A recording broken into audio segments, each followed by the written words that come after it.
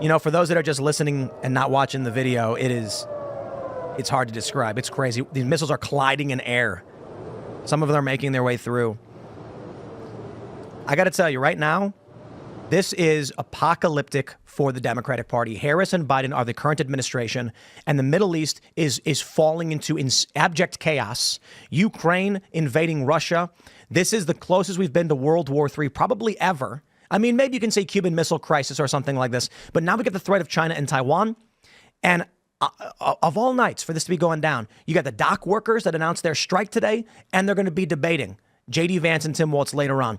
I don't know how Kamala answers for this. I mean, this is an apocalypse for them. We've also got a gigantic failure of a hurricane response ongoing. Oh, man. That Trump is absolutely nailing. Like, Trump is blowing them out of the proverbial water on that hurricane response. So. And Harris responds to nothing, right? She's never going to answer for any of this because she won't do any direct interviews. She won't answer any direct questions. She'll tell you she's from the middle class, but that's about it. Yeah, but look, if you're China or Russia or any of our alleged enemies, this is your time to attack. I mean, the election's coming up. President Trump's not in office yet.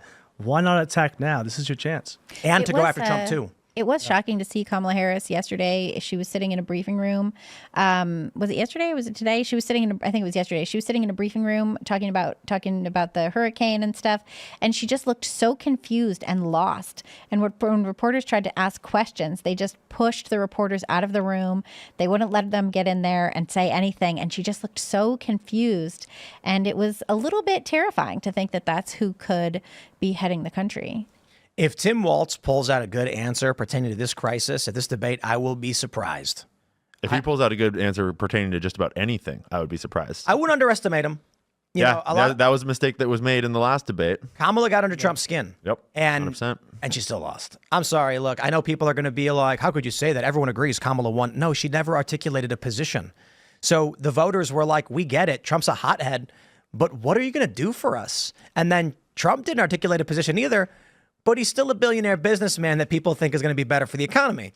Kamala needed that opportunity to go after Trump and say, here's why my economic plan is better. And all she did was insult Trump.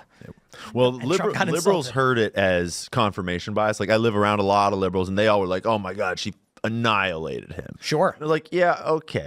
Yeah, but hold on. When look at the polls. Interviews with Biden or Kamala, it's a disaster, right? No one was painful to watch. But they go on to the debate stage, and somehow they perform. So, well, they perform when they're allowed to lie with no fact checking, and then their fact checkers are helping. Well, and they're injected with some play cover.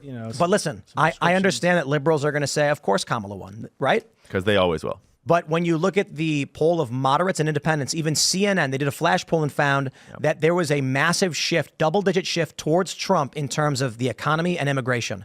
And those are the two biggest issues right now in this election. So Kamala Harris they can trust her. She can look nice. I tell you this, people vote with their wallets. Yep.